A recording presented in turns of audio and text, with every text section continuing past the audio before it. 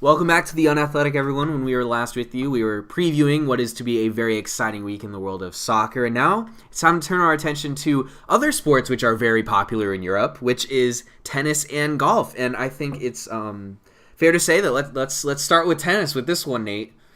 Yeah. I mean, you were just at the BNPB Paribas Open. Did I say that right? No, you did not. Okay. There is no B there. It's BNP Paribas Open. It's a French word. It's a French bank. Okay, well, I don't speak French, Ben. Okay, gosh. It's all good. So yes, I went out to the BNP Paribas Open. It's out in Indian Wells, which is near like Palm Springs, Palm Desert area. And I go every year. I've been, I think, for 8 straight years to this tournament. And just to give a little context to what this tournament is in the tennis world, because I know tennis isn't the most popular sport out there, but I would say it's the biggest tournament outside of the 4 majors, which would thereby make it the 5th biggest tournament, of the entire year. And it actually attracts more people than the French Open. So purely by just the amount of people that go, it is the 4th biggest tournament in the world. And so therefore, all the big players usually go. Not a single men's or women's player misses out.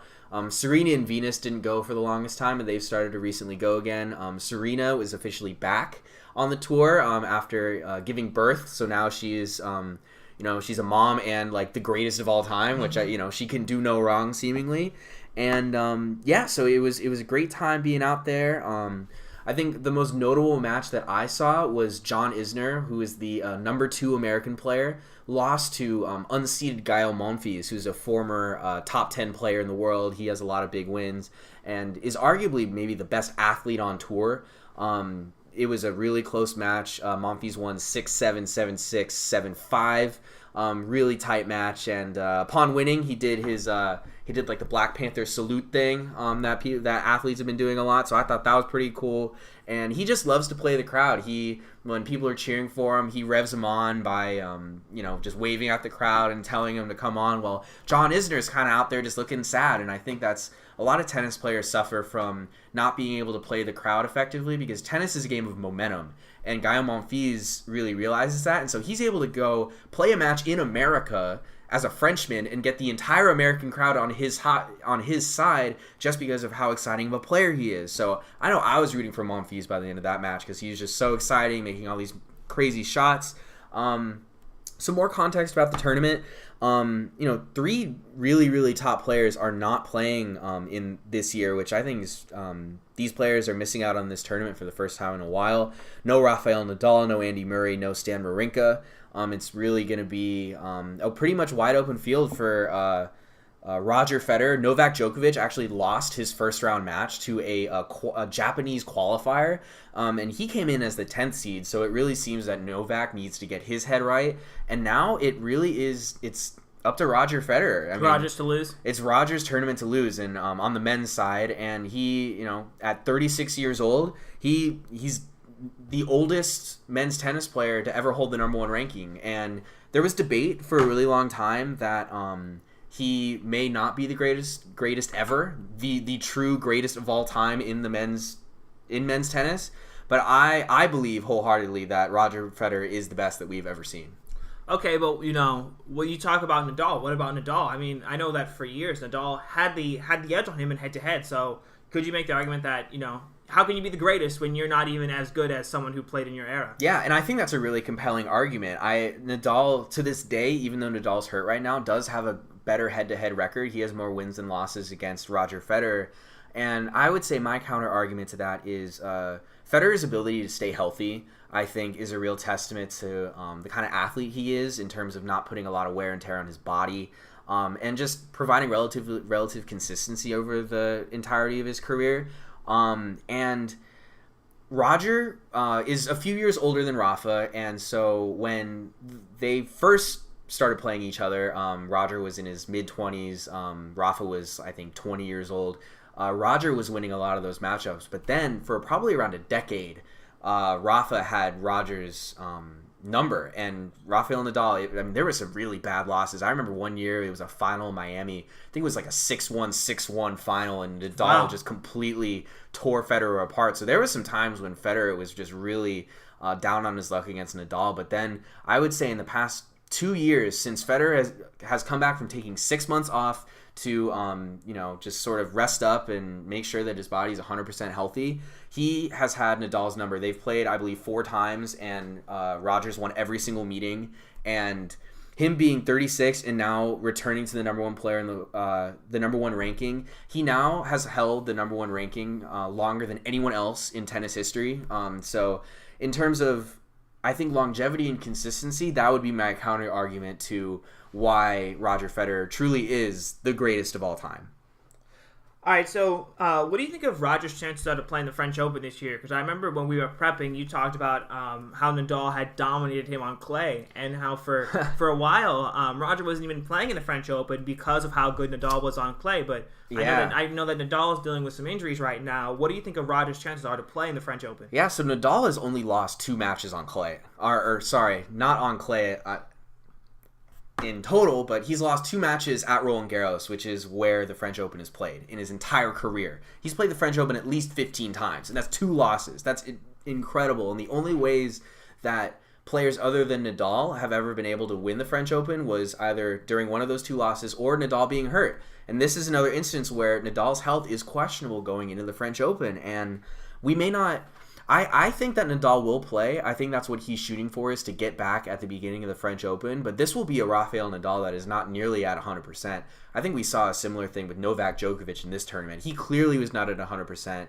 And the men's game is so strong where even Japanese qualifiers can come out of nowhere and beat the best in the game if you're not operating in top gear. So I think this is Roger's best chance he's had since he won the French Open, however many years ago that was, to actually win it. Last year, you're right, Nate, he did not play the French Open because there was a healthy Nadal, and Roger was like, I'm not winning this tournament anyway, so I'm just not even going to play in it. And it ended up being the correct move, because then he came back for the grass court season and won Wimbledon immediately after he came back. So Roger Federer is, I would say, in the tennis world, a master of managing his schedule. And if I were to just try to get in his head, I think that he sees this as probably his last best chance to win another French Open, and I think he's going to take it, and he will play this year's French Open. He was they were at a tournament in Monte Carlo, which is another clay court event, in which he won. And after the match, they asked him, "Oh, are you going to play the French Open?" Because the French is obviously played on clay. And Roger's answer was, "Oh, I love Paris, I love France, and hopefully one day I'll get back." Which to me was like, okay, yeah, he's definitely going to play this year, and he has his mind set on that. So yeah, it's going to be really interesting to see the rest of this tournament out in Indian Wells, and I think like I said before, it's Rogers to lose, definitely. So I think turning our attention now to golf, from Nate, one GOAT to another. Yes. Yeah, so we'll talk about it. So you're a big Tiger Woods guy, and so can you update our listeners on what is going on in the Tiger Woods sphere, if you will? Yeah, well, Tiger just played at the Valspar Championship, and it was one of the best tournaments I've seen from him in a really long time. He finished second, shot 9 under par. The winner was Paul Casey, who shot 10 under par. But Tiger, on the 17th hole, he drained a 43-foot birdie putt to pull one back. He was at 8 under. The leader was Paul Casey, who was already in the clubhouse at 10 under. Tiger knocked down this 43-foot birdie to pull within one, and when I saw that, I was just going crazy. It reminded me of when I was younger, and to see him, just in contention on a Sunday. And there are very few times on Twitter where I see everyone is tweeting about and like cheering for the same thing. And this was one of those times when I opened Twitter after he drained that putt. Everyone was like, "Yeah, let's go Tiger!" And I mean everyone. I'm talking like athletes. Niall Horn from One Direction tweeted out, "Tiger, I love you." What? I saw that. I was like, but he had a chance at 18. Had another long birdie putt. It came up just short, but it honestly just felt so good to see him in contention on a Sunday, because there was part of me that felt like I would never see this again, and I know that there were plenty of golf fans who thought that they would never see him again. And to see him walking down the 18th fairway in the red shirt with a chance to knock down a birdie putt to send it to a playoff was just such an amazing feeling, because a lot of people never thought they would see this again. Not even just to see him in contention. They thought they would never see him healthy again. And so to see him in contention with a chance to win on Sunday was just absolutely great. I felt like I was living in 2005 again. So actually, at the beginning of the season, well, before the PGA Tour season started, I actually wrote an article about Tiger, saying that something felt different about this comeback after watching him in the Bahamas. I'd been through this before, where Tiger says he's healthy, plays the Farmers, and then ends up dropping out because he back surgery, whatever.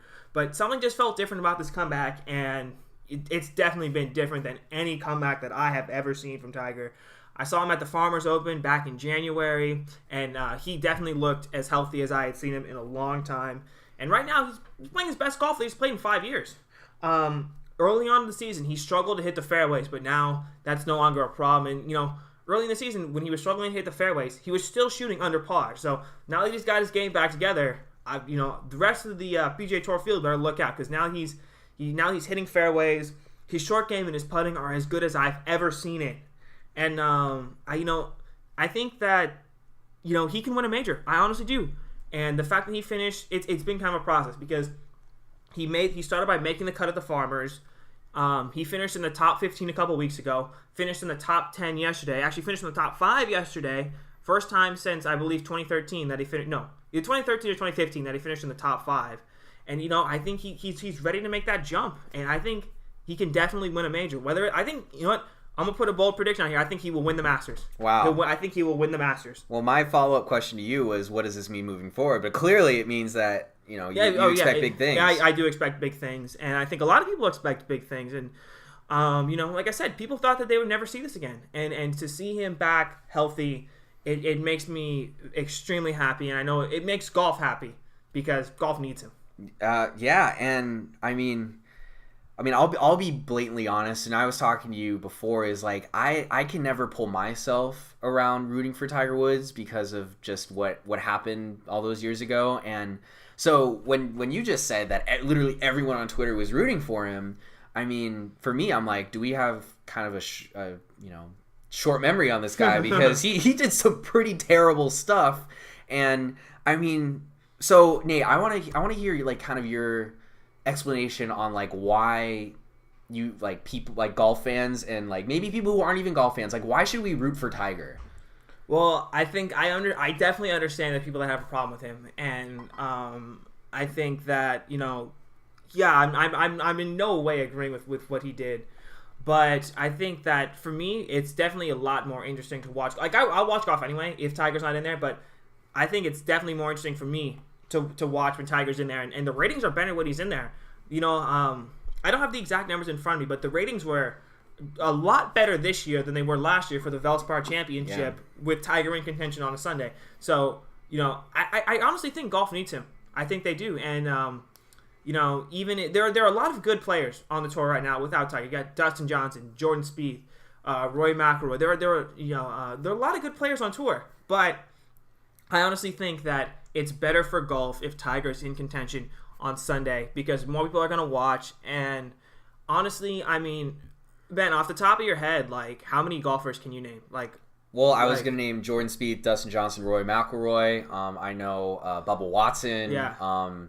There's the guy that wears a flat hat. Whatever. Ricky Fowler. Yeah, Ricky Fowler. But beyond that, like, obviously, I mean, I played like Tiger Woods PGA like 2010. Yeah. So again, like, I do agree that like I probably am more inclined to watch golf if Tiger's playing. Doesn't necessarily mean I'm personally rooting for him, and I think that's fine. But I think that just the fact that you're willing to watch if Tiger's playing, I think, because there are people that watch him because they want to see him lose. There are people that watch him because they want to see him win. But I remember when I was at the Farmers Insurance Open, the group in front of Tiger had the winners from the last 3 years, had Brandt Snedeker, John Rahm, and Jason Day, the last 3 winners of the Farmers Insurance Open. There was nobody following them. Everybody was following a guy who was playing for the first time in almost a year. Everyone was following him. The crowd was like nothing I'd ever seen before. Wow. Yeah, definitely. So, I think Tiger's on the comeback, and it's going to be really interesting to see how he does in the majors. And regardless of whether or not I agree with his past actions, I'm not going to wish like harm on the guy. Like, I don't want him to get hurt. Like, you don't want anyone to get hurt, no. Right? So, like, hopefully he ends up staying healthy and is able to, maybe I don't know if it's possible for him to just regain his form when he was really at the top. I know. Of golf, I don't think we'll ever see peak Tiger, because I don't think maybe outside of like Serena Williams, I don't think anyone has dominated the sport the way that Tiger dominated golf for the 2000s. I don't think anyone has ever dominated anything the way that Tiger dominated golf. But I think that we can see him. Like, I think he still has he can still win. He can still win. He can still get hopefully his 15th major victory. He can still make it to win number 80 overall on the PGA Tour. So I think we won't see peak dominant Tiger, but we will see winning Tiger Woods once again. Definitely. And so I think that wraps up our first ever country club segment that we've ever done on any show that we've been a part of. We didn't do it on the Comeback Kid. It's very classy. Yeah, I'm feeling dignified. Segment. Pinkies up. Everyone's got. I think I might go get a cup of tea after this. Oh yes, quite definitely. Oh my God, I'm gonna stop. So when we come back, we're actually gonna let you guys know who or what rides the bus this week. I think we have an interesting one, and we'll also let you guys know what we will be watching in this upcoming week in the world of sports. So stay tuned, you guys. We'll be right back. Like what you're hearing? Well, I've got news for you. You no longer have to wait a whole week to hear from your favorite sports personalities. Hi, I'm Nate Wiggins, and Ben Friedel and I have got you covered. Give our show, The Unathletic, a sports podcast, a listen. We release new episodes every Monday and are committed to bringing you the best content. That's right, the very best content.